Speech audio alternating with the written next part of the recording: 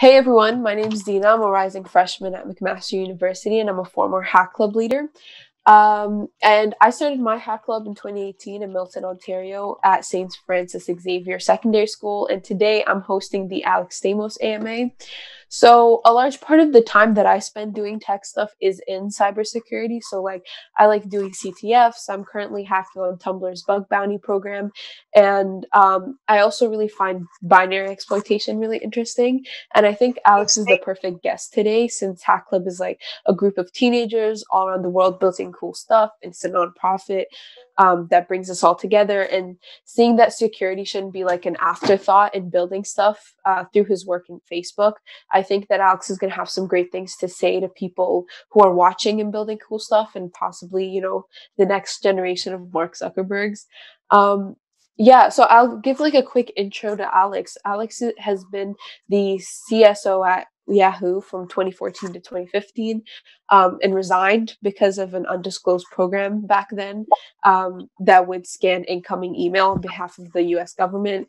And then he was CTO at Facebook from 2015 to 2018, overseeing things like security during the company's like most trying years, like 2016, and among other things before that and after. And so we can't wait to hear about those things. We have 50 minutes with Alex, so I'll just be chatting for the first 15 and I'll open it up to all of you afterwards. So Alex, the average age of the people in this call is about 16, and you were 16 in like 1995, right? That's right. Thank you for reminding everybody. I appreciate that. That's a strong opening to remind the oldest person on the call of how old they are. Yeah, I mean, I think it gives really cool context because like thinking about like 1995, I wonder what it's like to be a teen interested or like thinking about studying tech because you did study like electrical engineering, computer science. So like, tell us what it was like to be a teenager interested in tech in the 90s.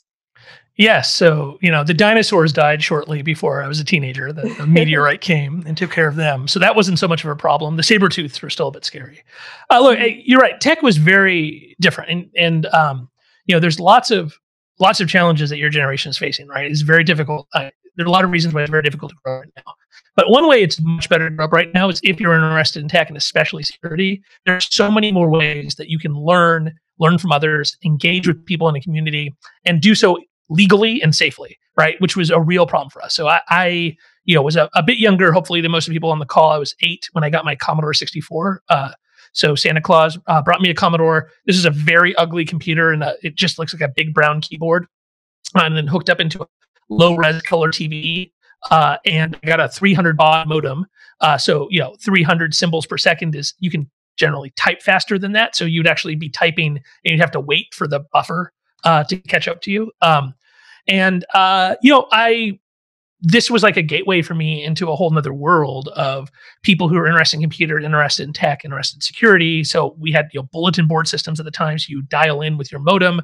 This would take over the phone line. And so, since we didn't have mobile phones, that was the one phone line for our entire family of 6. And I'd get yelled at a lot. Eventually they got me a second phone line.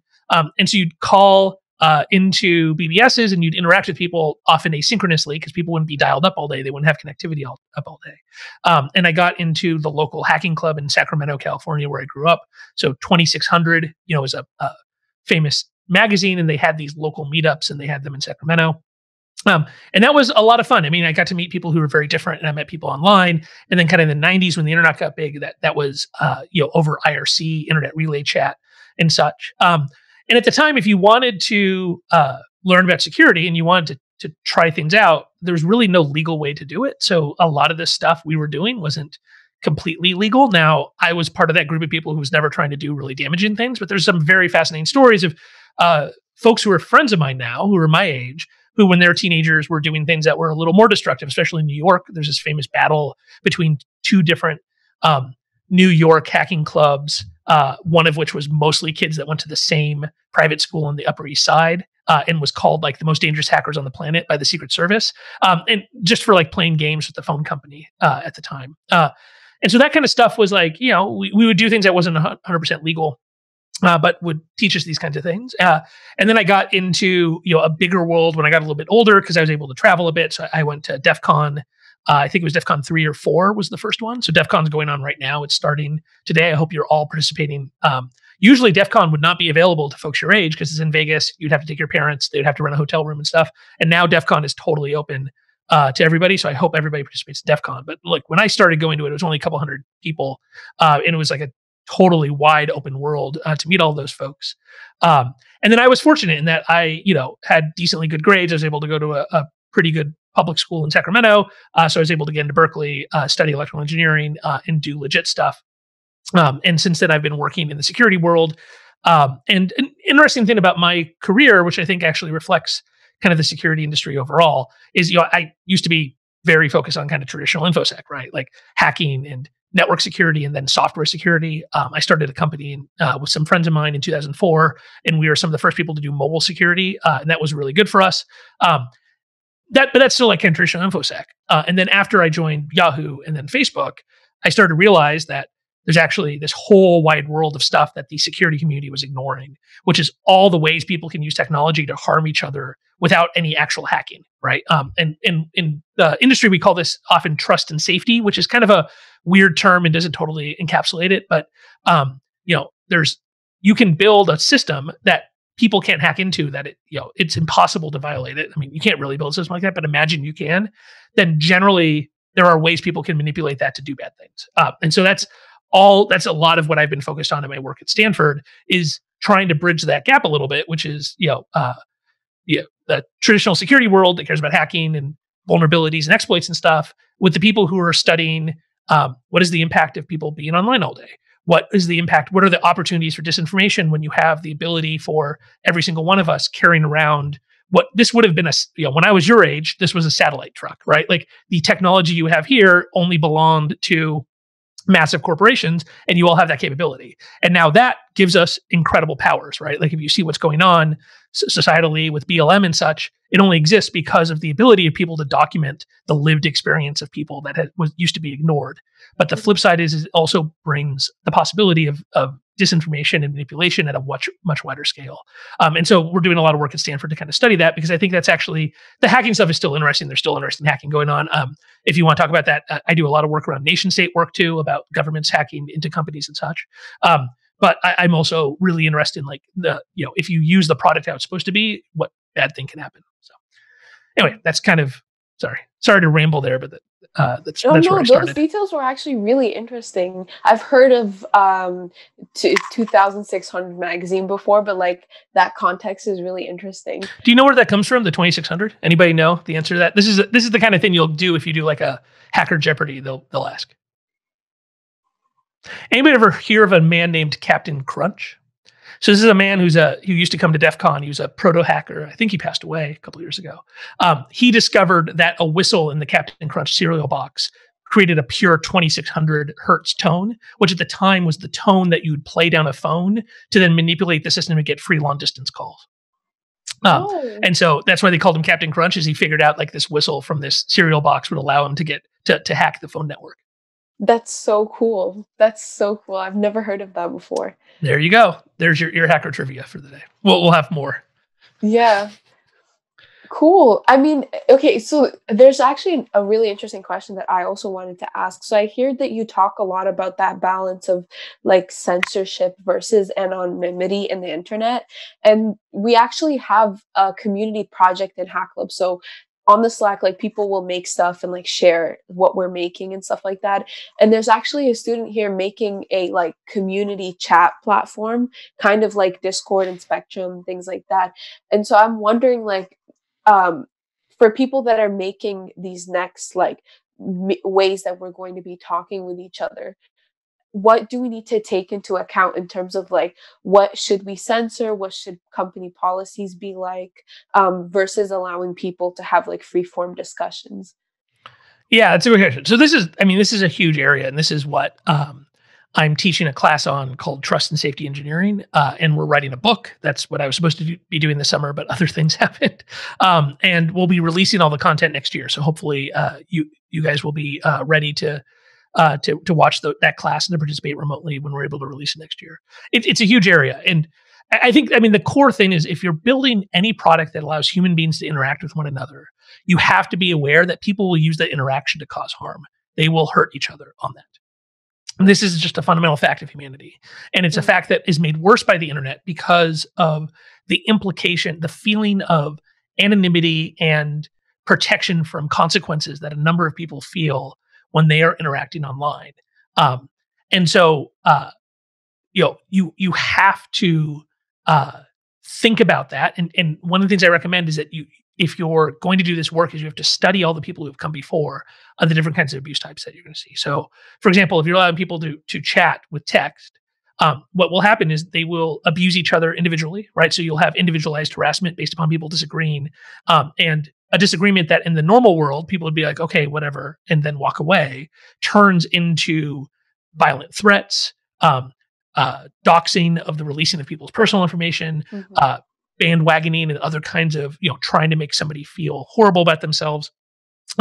You will always have some kind of move to hate speech, right? So the unfortunate fact, there's a lot of people who have kind of deep-seated, bigoted feelings that they feel like they can't release in the real world, and for some reason they think they can do so anonymously online. Sometimes they're right, sometimes they're wrong. But in any case, if you build any platform where people can speak, you will have to think about hate speech and the different ways that people can incite violence against each other, or can treat each other incredibly poorly. If you allow photos, then you have to start to think about a whole nother set of things, right? If people are allowed to send photos to each other, they will send photos that are abusive. So, this is a common experience that most women on the internet who have social media at some point will get a photo from a man of something private that they did not ask for, right? I'm going to use, it's a young audience, so I'm going to use euphemisms, but the ones of you who are old enough will understand what I'm talking about.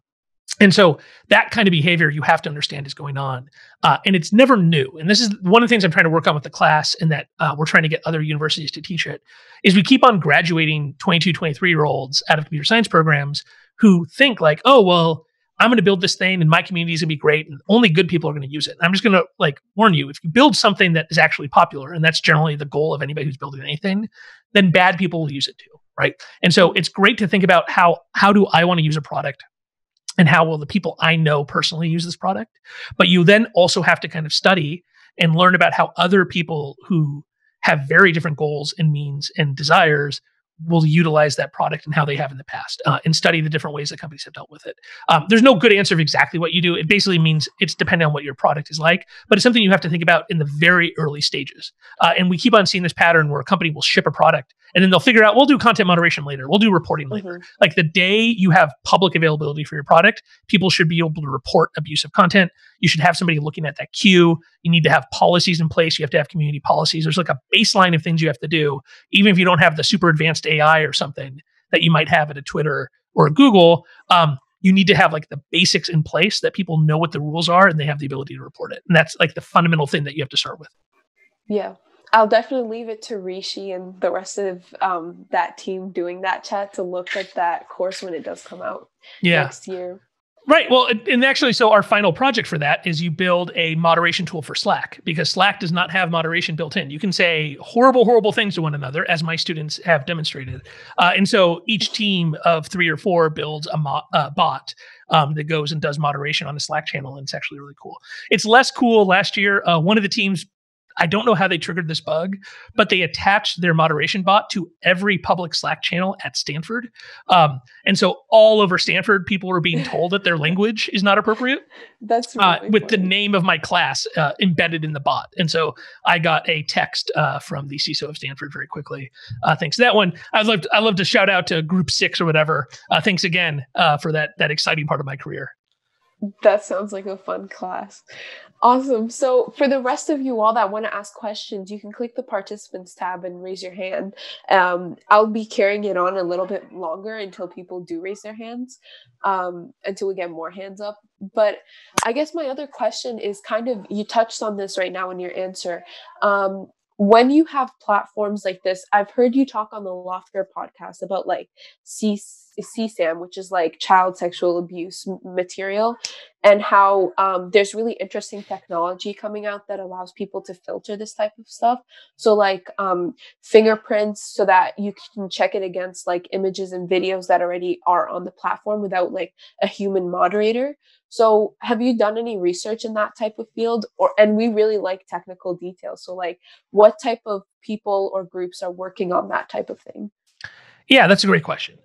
So we're gonna talk about this since you asked, but I just wanted to let people know this is a very difficult subject that we're going to talk about, and so this might not be something you want to pay attention to if you have a history yourself of abuse in the family, right?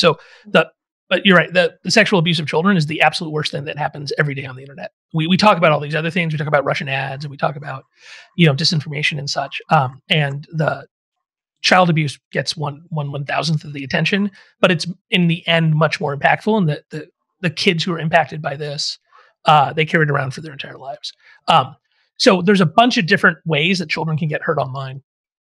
You're talking about one, which is the trading of CSAM. So child sexual abuse material is the term of art we use in the industry for what other people kind of loosely call child pornography. We don't use the term pornography because the people did not choose to be part of it. There's a number of reasons why experts and psychologists say to not use that term. So we use the term CSAM. And that includes both photos and video. And the largest growing population of this content is actually in the video. It's not still photos. This is a problem that's been in existence for a long period of time, well before the internet, but the internet obviously makes it way easier for people to trade this content than mailing photos back and forth, mailing films and stuff like that. So about 15 years ago, Microsoft invented a technology with a man named Hani Farid, who's now a professor at Berkeley, called PhotoDNA, which is a perceptual hash. So it's a mathematical fingerprint that represents the photo. It's effectively, if you want to get technical, is you convert the photo into a grayscale image and then you build a vector. I forget how many degrees, but it's like 200 something dimension vector that represents different luminance values from breaking up that photo. And then the vector is what you share. So it's a fingerprint of a photo that you can use to identify other photos as being related without holding the photo itself. And that's one of the core things about CSAM is it is illegal to possess it. There's only one organization in the United States that is legally allowed to possess this content. It's called the National Center of Missing and Exploited Children. It was specifically written into a law by Congress that they can collect and hold this stuff for study. But if you're a company and you find it, you can't hold on to it. What you can do is you create a fingerprint of it, and then that fingerprint can be shared with other companies and via NCMEC that other people find it. And so that is a technology that was invented about 15 years ago. It has become the standard. It isn't applied totally regularly. If you're interested in this area, there was a very good series of articles in the New York Times last year by Gabriel Dance, I believe, and Michael Keller are the journalists. And Gabriel was just on the Sam Harris podcast, which is a really popular podcast talking about this. And one of the things they talk about is that there's like 16 million reports to NCMEC, and about 90% of them come just from Facebook. And it's because Facebook is the most aggressive in scanning. And one of the things they talk about is that a number of companies have made difficult privacy safety trade-offs of in what situation you're going to scan. So for example, if you're on Dropbox and you have a bunch of photos, Dropbox will not scan that for CSAM unless you're intentionally sharing it with other people, right? And so anyway, this is like a really complicated area. A lot of people are working on it. Facebook's released a couple more open source tools. PhotoDNA is very tightly controlled. You can only get access to it with a very specific license from Microsoft.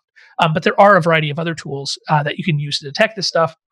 But this, like the technology side is not as hard as the actual policy side, because effectively, if you want to combat this kind of abuse, and this is true for all kinds of abuse, but it's really specifically harmful here, is you have to make this trade-off between the privacy of your users and how aggressively you're going to enforce your rules. And so on the abuse of children, people have considered it so extreme that they will violate the privacy of their users in a way that they won't in other circumstances. But that is a controversial thing. And there's actually a number of legal appeals of people who've been convicted of saying that the companies have actually gone too far.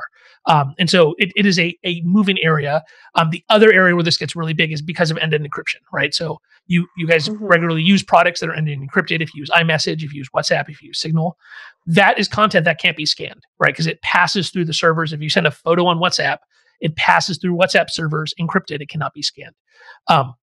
And so there are people who are arguing about that from a policy perspective, and the current Attorney General of the United States would like to make end-to-end encryption illegal because of this reason. There's a number of folks, including some folks on our team, who are looking at alternatives. Are there ways that we can allow end-to-end encryption and then scan the photos in a way that leaks a little bit of information but doesn't violate all of the security benefits of end-to-end encryption? And so this will be a project where the politicians will continue to fight. And technologists are looking for some kind of way to have our cake and eat it too, to give people privacy while also preventing what is the worst thing that happens every day on the internet. That's awesome. That detail is really cool. So I'll open it up for other people's questions. So first we have Elizabeth. You can introduce yourself, unmute yourself. Go ahead. Hi, I'm Elizabeth. I'm 16 and I'm a hack clubber from the DC, Maryland, Virginia area. And thank you so much, Alex, for taking the time out of your day to talk to us. And my question for you is that Jim Comey insists that it's possible to preserve the privacy offered by encrypted file systems while giving access to law enforcement in extreme situations by using a split key cryptography scheme where multiple parties like Apple and the FBI can all combine keys and unlock, say, the San Bernardino's shooters' iPhones. How do you feel about this idea, and what's your take on it? Wow. So I have a whole lecture on this, so I'm going to be very careful, because if I get into professor mode, then we'll be sitting here for an hour and a half. So there's this whole idea of allowing encryption, but having backdoor keys that allow people to decrypt them in certain circumstances. We have to really distinguish between two different scenarios here. So the first is a scenario you were talking about, that Jim Comey's talking about, which is the encrypted device scenario, right? So encryption at rest. I have a device. There's a bunch of stuff on it. My information is encrypted on it with a key that lives in a secure element inside of this phone, right? That's category one. The second category is the end-to-end encryption of a service like WhatsApp or iMessage or Signal. This is doing a backdoor on that second one is effectively impossible without creating a universal backdoor, right? So if you're thinking about what kind of, whenever you design any kind of engineering, any kind of complex system, one of the first things you do is you figure out, well, what are our goals, right? What do we want out of the system? What are our acceptance criteria? And one of the things you would want out of any kind of unlocking capability, lawful access is what the FBI calls it, is you would want it to only be available to authorized governments, probably democracies is what you would want if you're American. But you'd also want it to, I think, anybody who cares about privacy would want to make sure that whatever that is could not be abused across multiple people at once, right? And so for that second category, if you're building a backdoor in a WhatsApp or iMessage or something, it's effectively impossible to do so in a way that, one, every country in the world won't immediately demand it, and two, that it can't be turned on for everybody on the network, right? And so on that side, there's really no way to do a compromise. On the device side, people have proposed a number of systems like you're talking about, where effectively what you could do is you could create a public key pair that you split across multiple entities that allows you to talk to the secure element on this and tell it, unlock this device. Now, there are some benefits of that over kind of a backdoor in a iMessage.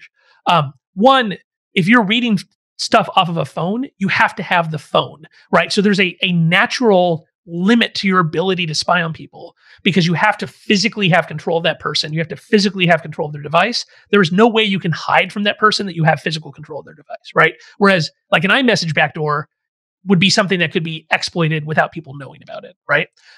You'd also then, if you wanted to have mass surveillance, you'd have to physically arrest people. And at least in a democracy, that should hopefully theoretically be hard. Now, there's obviously lots of situations, and we've been in a couple of these where you have like mass arrests of every single person in a block for being a protester. If you had this kind of backdoor, would you unlock every single phone of everybody arrested in a protest, right? Like there are some interesting legal problems.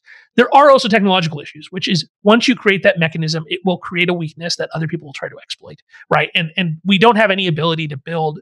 If you add complexity to any kind of lock, you create opportunity for more and more vulnerabilities. You can try to reduce those through good engineering and good practice, but you will always have vulnerabilities.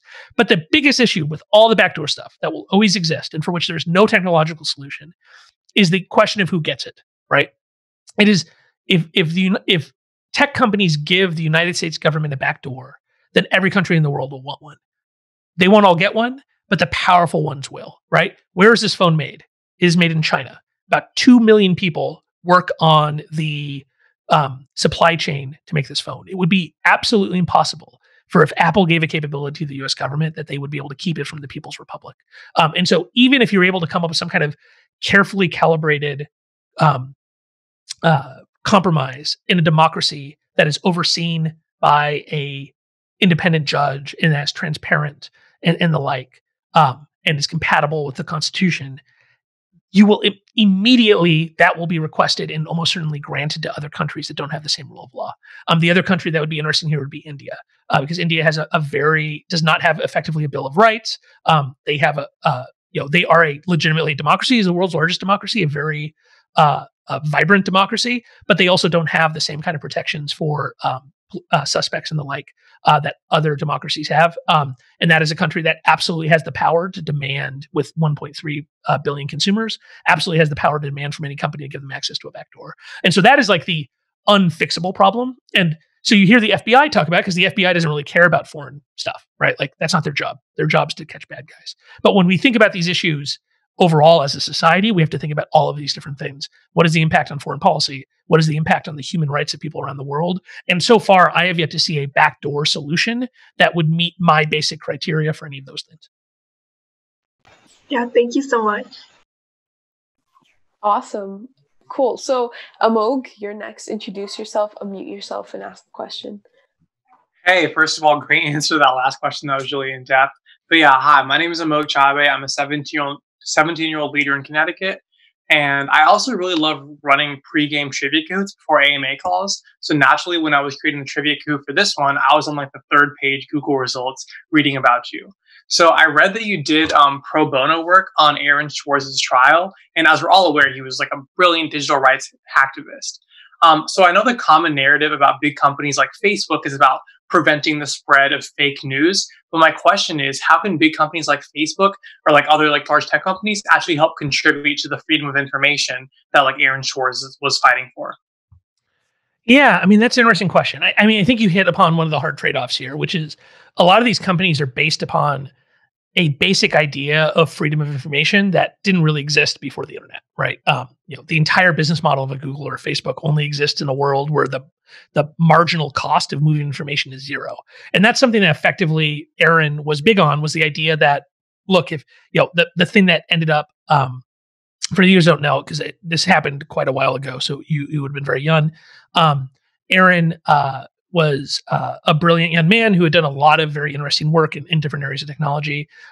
But near the end, he was doing work at Harvard related to open access to information. And one of the arguments he had was that information that's paid for by the US taxpayer is generally in the public domain, therefore it should be actually available to people. And there's all this stuff that actually we pay for as taxpayers that we don't get access to.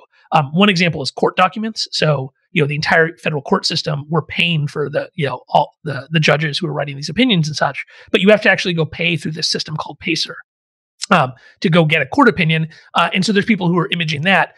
He really cared about scientific research. Like a huge amount of scientific research is paid for by the taxpayer. It is supposed to be open, but it is actually locked up by the journals in which you publish. And academic journal publishing is this huge scam. I can say it so because I'm like a fake professor, so I don't really care about being published. So I can say like there's this huge scam around academic publishing. And so they lock up all this information. And so what Aaron did was he built a system that took advantage of the fact that most big universities have site licenses with a number of journal systems, so you can download stuff. If you're in like the library, if you're signed in at the university, you can download wherever you want without paying for it, right? We have this at Stanford. The way that MIT implemented this was anybody who was on MIT's network from an IP address perspective, which at the time, I think MIT had a class A. So they had 16 million IP addresses because they were one of the first universities on the internet. Anybody within any of those IP addresses could get to this site called JSTOR and download all these journal articles. So once this stuff was out of JSTOR, it was in the public domain and he could legally host it, but you had to get it out. And so he wrote a script and he put it on a laptop and he ran it and he did a bunch of stuff so that the MIT administrators couldn't find him. And then eventually what he did was he broke into a closet on campus and he put this computer in the closet, he plugged into the network and he ran it. This machine was found. MIT had gone through a hack, actually, I believe, by either Chinese or Russian intelligence, but MIT does some classified work, so they're actually kind of sensitive about security stuff. They call the Secret Service, they do this investigation. Now, it turns out just to be this kid who's downloading a bunch of journal articles. But instead of treating it as a misdemeanor trespass, which is what it is, and I'll make the note that being on his defense team, we had a video of a homeless man who actually kept all of his stuff in the same closet. So we're not talking about some like high security facility here, that this gentleman would come in and out to get his stuff out of this closet all the time. That instead of treating it as a misdemeanor trespass, that the federal government chose to charge him under the Computer Fraud and Abuse Act, the Wiretap Act, wire fraud, and some other statutes, and threatened him with up to 30 years in jail. And they hounded him for a couple of years until eventually he took his own life. I became his expert witness because I didn't actually know Aaron. And so despite him having all these friends who are computer experts, you need somebody who's independent. And so I was able to work with his defense team. And I thought we actually had a really good case, but he had suffered for a long period of time and his parents were suffering, and that was really hard for him. And so this was, demonstrated to me like the incredibly horrible power of the government to crush somebody if they want to, right? Which is one of the things that this demonstrates.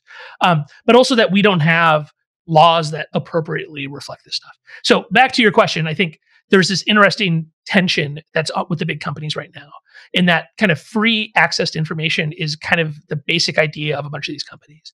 And one of the difference, I think one of the big kind of fights around the media and the tech platforms right now is people in the media see information as something that you should specifically choose to publish, right? That, nobody here by default has the right to put their editorial in the New York Times, right? Like you don't have any right to put your stuff in the New York Times. The New York Times has to very carefully pick something out to put it in. Whereas that is the inverse for tech platforms, where the default right is to be heard as your default right. And that right is only taken away from you if you violate very specific policies.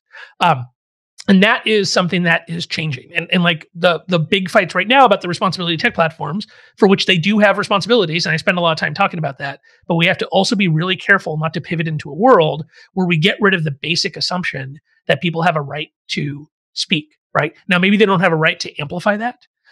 But we do have to be really careful about allowing people to choose what communities they're part of and to speak within those communities, even if we disagree with the things they're saying, as long as what they're doing does not have direct impact on others. And weighing, like, what is the amount of harm that overrides somebody's speech rights is a really complicated and difficult thing. But I prefer that model of information access than the New York Times model, or in what seems their editorial page likes, which is the idea that everything is validated and checked and has to be intentionally. And the truth is, we're just not going back to that world, right? Like, your generation is not going to go back to the world that I grew up in, of a small number of television stations, a small number of newspapers deciding what is the news and what is the truth.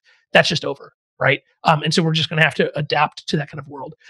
Around the stuff that Aaron cares about, I'm not sure what those companies can do other than continue to push. I think Google's actually been one of the best companies in this, and that they, through Google Books, they scanned all these books and made it available, and they've had these big fights with the copyright owners.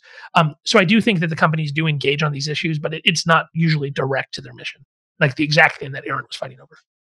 Mm-hmm. Awesome. Thank you so much for that. Yeah, for sure. That was really interesting.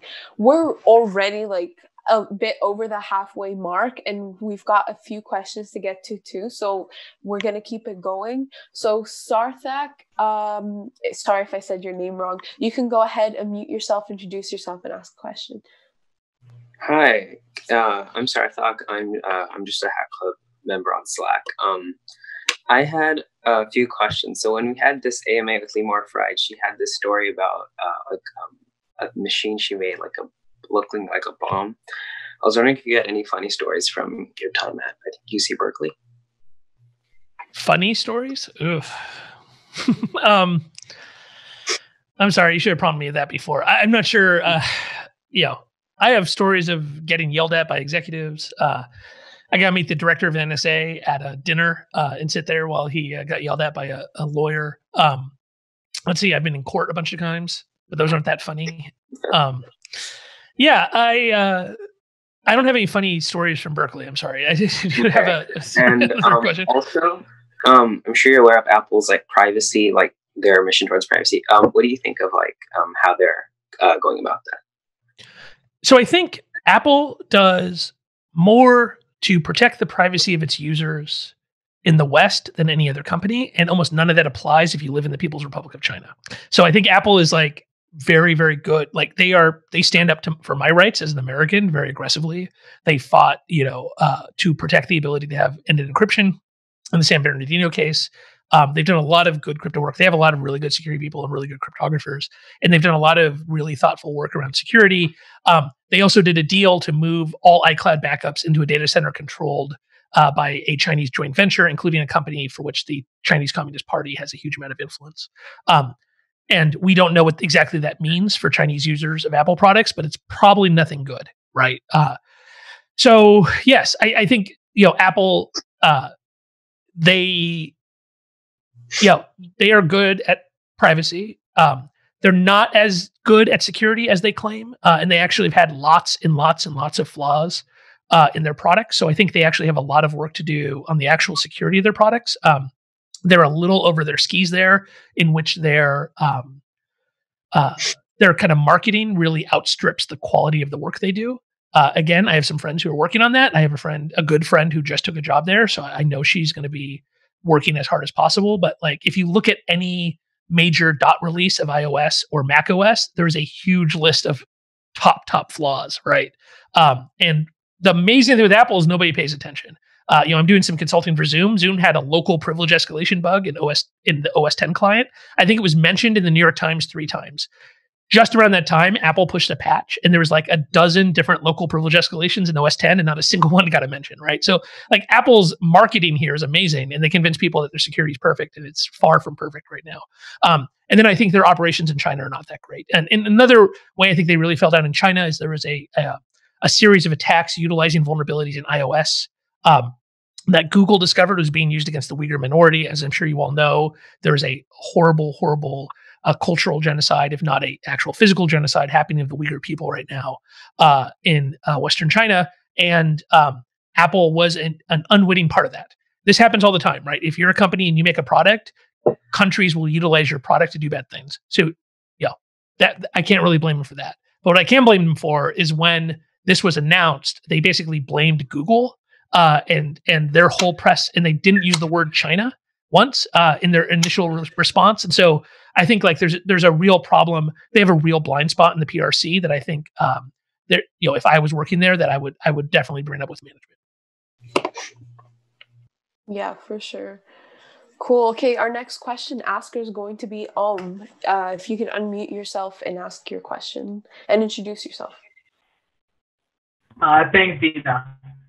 Hey, Alex. I'm home from Canada. I actually live in Waterloo, Ontario. Thanks for being here. My question is, there's a lot of these new technologies that are coming in. It's like quantum biometrics that are expected to come in full force in the upcoming decade. Is cybersecurity is an intersection between these technologies and cybersecurity something that's being looked at? And do you think there needs to be more attention towards that? So I think you're mostly, I'm sorry, you broke up a lot, but you're mostly talking about biometrics and security, right? The intersection there? Yeah, that's correct. Right. Okay. So I think biometrics are a great opportunity for us to make systems to be more usably secure, right? We have this real problem in the security world that we set out a very thin tightrope that our users have to walk across. And if they fall off the tightrope and there's no net, we blame them, right? We're like, oh, you made a mistake. Well, you're not our problem anymore, right? That this is what it's like for to make people use usernames and extremely long passwords, for example. Is the username password paradigm comes out of the 1970s timeshare architectures. It is not an appropriate way to authenticate when you have a pocket supercomputer that's connected up to an entire world of information. And so biometrics, I think, is a great way to make devices themselves more usable. Now, that is if you keep the biometrics on the device, right? So this thing can recognize my face, but it does so with information that's stored on the device and never leaves it. And then there's a protocol called WebAuthn, also known as FIDO 2.0, that allows the phone to use biometrics locally and then tell other sites, this is Alex, right? I recognized his face without actually sending my face, right? And so I think that's a fantastic use of biometrics. What's much scarier is then the mass use of biometrics, where people are building these databases of people's faces, their gaits, how they walk. Like, this is a really interesting thing people have done, is like, by looking at how somebody walks, you can try to fingerprint them. And so that's much more effective if you have like a low resolution camera that's looking at thousands of people and you can't see their individual faces, but you can see how they're walking, that you might be able to fingerprint them. That kind of stuff is incredibly scary. And I think we have to be the problem in the United States is we really don't have any, very little in the way of laws that control that. There's a biometric privacy law in Illinois, but we don't have a federal statute for that. And I think that's actually a really scary direction to go. There's a company called Clearview AI, which famously has gathered up photos and names of people from all over the web, from Facebook, from Instagram, by scraping all of this stuff, and is doing facial recognition. And it's very, very scary. And we need laws both to prevent that kind of collection of biometric data without people's permission, but then also prevent mostly law enforcement from using it, right? Like it's one thing if, there's a creepy use of AI to sell you something. That's bad. It's much, much worse if you're using this in a law enforcement context where people's freedoms can be taken away, especially because it turns out facial recognition is not that good. And we have lots of examples of facial recognition catching the wrong people. And there's a bunch of racial biases in that and such. And so I think we got to be super careful to have laws around this. It's also a big security issue. If somebody breaks into Clearview and they walk away with a couple petabytes of photos, it doesn't matter if legally Clearview gets restricted. Somebody's going to be sitting on all that data. Yeah, for sure. It's very apocalyptic type of tech. It's a really weird subject. But our next question is coming from Jason. So Jason, you can unmute and introduce yourself and ask your question.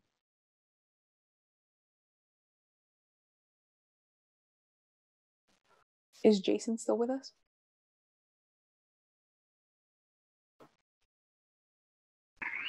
Can you hear me now? Yeah, we can hear you now. Okay.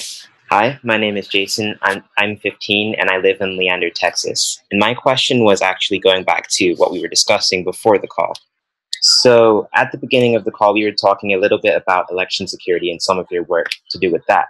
So you were talking a little bit how the government doesn't really have much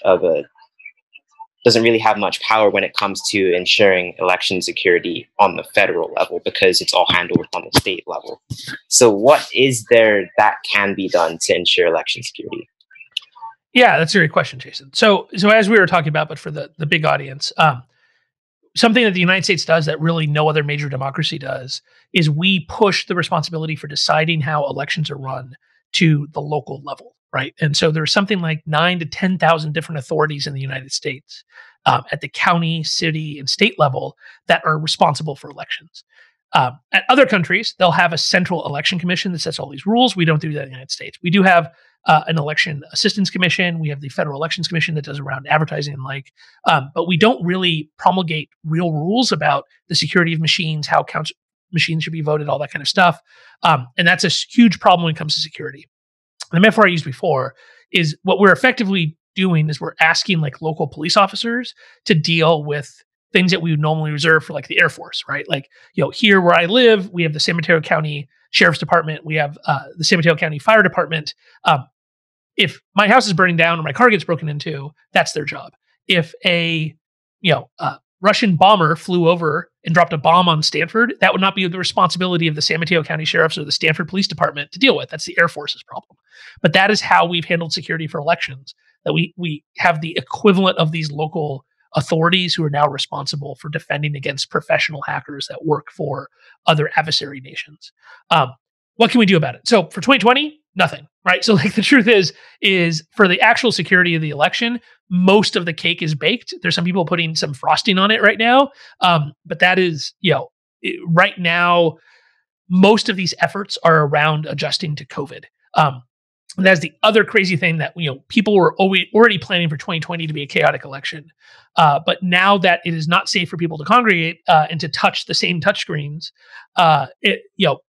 50 different states are reacting in 50 different ways. And so a lot of the effort that was going towards security is now going to just how the heck are we going to vote? And so you have people trying to buy machines, buying services, printing ballots, all of that kind of stuff is happening. And my fear is that security is going to be an afterthought because people are just trying to do the basics to operate the election right now. So after 2020, I think what we need is there have been a couple of different bills that have been proposed that have massively centralized rulemaking on how this stuff can do. So I think we need the Voting Rights Act to be renewed. That's just about basic access to elections. I would love to see laws that make vote by mail something that's pretty much standard. Oregon has been all vote by mail for quite a while, and they have some of the lowest rates of fraud and some of the best numbers for people participating in elections, right? So you can do vote by mail safely. I don't think it should be 100% for all states. I think it's reasonable to allow people to vote in person, but that should be like the kind of default that we push for. And then we're going to need a capability in the federal government, either have the Election Assistance Commission become more powerful, or more likely give some rulemaking capability to DHS CISA, which is the Cyber and Infrastructure Security Agency that does election security, give them some ability to come up with basic rules for election security and have that tied to federal funds. Turns out this is constitutional. In the Constitution, Congress is allowed to set the rules for how members of Congress are elected. It's funny enough, they can't set the rules for how the president is elected, but they can set the rules for how Congress is elected. And because Congress, the election happens at the same time as the presidential election, then if you cover the congressional elections, hopefully you've now secured the presidential elections as well. But I think that's going to have to be one of the first things the next Congress does in 2021 is address this issue. Yeah, for sure. Okay, cool. So we're right at the 15-minute mark. So we're going to keep questions and answers short so we can hear like different topics and everything. So next up is Risha. If you can introduce yourself, what your club is, etc., and ask your question. Yeah, so hi, my name is Risha. I'm 15, and I'm a hack club leader at Seattle, Washington. So first of all, thank you so much for taking the time to talk to us today. So my question is, since you've left Facebook, how do you think they've handled misinformation on their platforms, and what do you think they can improve on in the context of handling misinformation? So I think there's like two different tracks here. And on the people at the working level, they've done more than any other company to try to figure this out, right? So there's a bunch of folks on the teams that I was part of starting to build, where those teams are much bigger now. They've got a lot of good people, and they've done a lot of thinking of like, what is misinformation in different categories and such. And then of wrapping it up, I think they had 56 or 57 operations last year where they found organized disinformation activity that they had takedowns. In fact, they just announced 4 or 5 today, one of which my team wrote up. There's a big disinformation campaign in Yemen that looks like it was run by the Yemeni government against their own citizens. This is a side note. When you talk about political disinformation globally, the vast majority of political disinformation is domestic. It is by governments for their own citizens. It is not between countries, for which the companies have like a significant responsibility, not just like Russia and the United States. The place where I think what has counteracted a lot of that is at the top levels of Facebook. They've made some decisions around specifically speech by elected officials that I disagree with, right? So they have exempted certain political actors, including the president, from certain rules. And I think that they have, while that does not fully offset the good work that people have done, it creates the idea that they don't really care, or that these decisions are going to be political. And I think that was a huge mistake, because I think if they, one is for a lot of political disinformation, I actually don't think you should delete it. This is one of the big issues, is we have to be super careful of the power we give, $500 billion to $1 trillion corporations to decide what is acceptable political speech in our democracy. That is an incredibly difficult power. And this is where I differ from some of my journalist friends, because I feel like there's a lot of journalists who are super cool with that power being in the hands of Silicon Valley, because they assume it's going to be used in the way that they agree with, which I am less confident of, right? And so I think we have to be very careful about what power they have to actually make speech go away. But what people are not owed is the ability to amplify that speech, or to have a huge number of people amplify it. What they're also not owed is the ability to have that speech without it being commented on.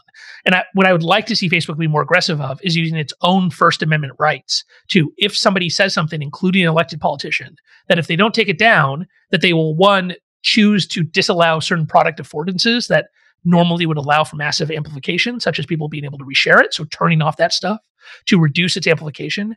And two, labeling it with their own First Amendment protected political viewpoint of whether that thing is true or not, right? And the fact that they're doing that much less for certain politicians and certain, it seems, politically connected and important media outlets is a problem. The other thing is that they're afraid to touch anything that is considered media, but like in our current media environment, there's a lot of media companies that don't really care about the truth. They only care about the political side.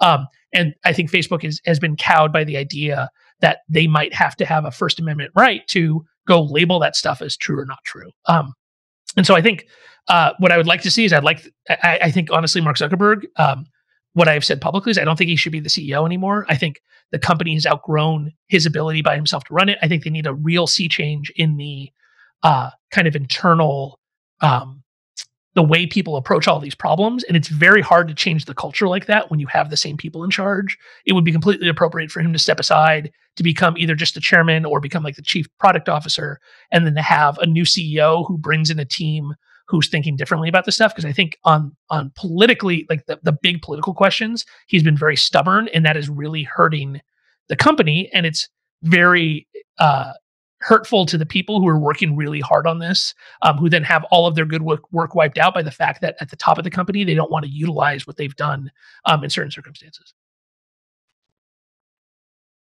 Yeah, for sure. Yeah, we have 10 minutes left and 4 questions. So let's try to squeeze it all in. I have a question I've been wanting to ask. So you were the CSO at Yahoo during the Edward Snowden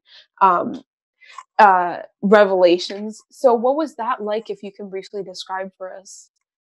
So to be clear, I joined Yahoo shortly after Snowden. Like while the Snowden revelations were happening, there was no CISO there, but I was the first one who kind of caught it. So there were already a bunch of people at Yahoo, including a friend of mine, Regina Wallace-Jones, who I've been talking to about this, who's now the mayor of East Palo Alto, that she was like the head of product management for the technical time. So there's already people working on the security stuff, but I was the first CISO after that. Yeah, the Snowden disclosures. So, I mean, one interesting thing about the Snowden documents, which it's amazing to talk to you guys about it because a bunch of you were like 7 when this happened, but was how kind of boring they were. So when we learned that NSA documents were going to start sneaking out, is like, okay, great, this is it. It's aliens. There are going to be aliens in there, right? Like we've got the Roswell, we've got Area 51. Okay, no aliens. Okay, well, at least there's going to be quantum computers, right? We're going to have like quantum computers that can break encryption. No quantum computers. Okay, well, maybe there's something in there that's really cool math, like P equals NP, right? Or somebody has a polynomial time solution to the discrete logarithmic problem. Like something like that would break RSA or break some other types of encryption, like Diffie-Hellman, that are really important to us. No? Okay. What was in the disclosures was actually not super sexy. What it was is things that we knew could be done were being done at a scale and by spending an amount of money that we had never thought of, right? So like everybody knew you could tap a fiber optic cable, right? That people had done it. People sold commercial products. Nobody knew that the NSA was tapping effectively every fiber optic cable landing on the shore of the United States, and that our allies in GCHQ in the UK were doing the same. And because a huge amount of the bandwidth that flows across the Atlantic Ocean comes between the UK and the US, that a huge chunk of global internet traffic was ending up in the NSA servers, right? So, there's nothing like specifically really amazing there, except the fact that they did this as aggressively as they did, and they spent so much money doing all of this work, right? Same thing with, probably the most damaging thing in the relationship between the NSA and the tech companies is a program called Muscular, which is where they tap the fiber optic cables of not the public fiber optic cables, but the private fiber optic cables between the data centers of the companies, right? So, if you talk to when you type google.com, that google.com is redirected. You talk to a server that is in a point of presence, that is in a data center that's physically close to you. And then from there will be a protected encrypted link back to a Google data center. And then all of the Google data centers will have dedicated fiber optic links between them. This is where the people that spend billions of dollars layering incredibly fine pieces of glass in the bottom of the ocean, they don't make their money from internet traffic. They make their money from selling bandwidth to these companies. And it turns out that the NSA took advantage of this, and they were tapping these lines. And so they were copying all this data as it moved inside of the companies themselves. And so when I got to Yahoo, this was like the number one security priority was still responding. Unfortunately, Yahoo was all over Snowden documents, right? Like our logo was everywhere. There's a whole slide deck about how much mail they were copying from Yahoo off our fiber optic lines. In one slide, they were complaining about how much spam Yahoo had, that the NSA had to store all our spam, which is like, welcome to my life, buddy. But anyway, so we had to do a lot of work, and it was very hard. And it was hard partially because Yahoo is a very old company. At the time, it celebrated its 20th anniversary when I was there. And Yahoo had basically invented web scale infrastructures. And so David Filo and his team, the founder, had to basically invent all this stuff. Like before Yahoo, almost nobody had ever served 1 million web users at the same time. And so they had to invent all these big distributed systems, things that to you guys is just like normal, right? So like NoSQL distributed databases, those did not exist in the late 90s. Yahoo just invented one, right? Yahoo just invented Hadoop. They invented the ability to do a data query across 10,000 machines at once. For you guys, you just go to AWS and you do it, and you don't even think about the fact that this is something that didn't exist 20 years ago. But the problem of fixing anything at Yahoo was instead of using some kind of default thing off the shelf, like MongoDB or something, they had some kind of special Yahoo thing that had been built in 1998, and that had been built up the layers, right? So like famously, the city of Troy is the layers of Troy that if you dig archaeological, if an archaeologist digs, you find all these different layers of different times it was burned and sacked. It's the same thing at Yahoo. Like when you dig, you find different layers of technology that the person that wrote that is now a millionaire and lives on an island somewhere, right? And so you have no idea how you're going to fix it. And so there was like a huge technical challenge of trying to bring Yahoo up to the same standard that Google and Facebook were setting at the time in the response to Snowden, using a technology that was incredibly old comparatively. Mm-hmm. Yeah, that's really interesting challenge. Cool. 2 more questions in 5 minutes. So Lachlan, you can go ahead, unmute yourself. Hey, Alex. I'm Lachlan. I'm a 19-year-old hack clubber from Pennsylvania. So I've been thinking about, like, we're all pretty familiar with facial recognition in cities, and the kind of loss of our facial and identity privacy in public with, people having phones taking videos and photos all day. But there's also like planes and satellites increasingly with increasing resolution and specificity that are invisible from the ground that can spy on people. And that can be both private companies and governments, but also other governments. And, there's no consent there. Do you think should the US government be doing something? Should the UN step in or some international body? How do we think about international law versus private companies with consent of satellite surveillance? Oh, I mean, that's a tough one. I mean, satellites themselves. 3 minutes left. Yeah, 3 minutes. Yeah. So all internet and information governance and the law of space in 2.5 minutes. There's a bunch of that stuff that's outside. I'm not a lawyer. I'm not a law professor. I just play one on TV. So there's a bunch of things there. I'm not.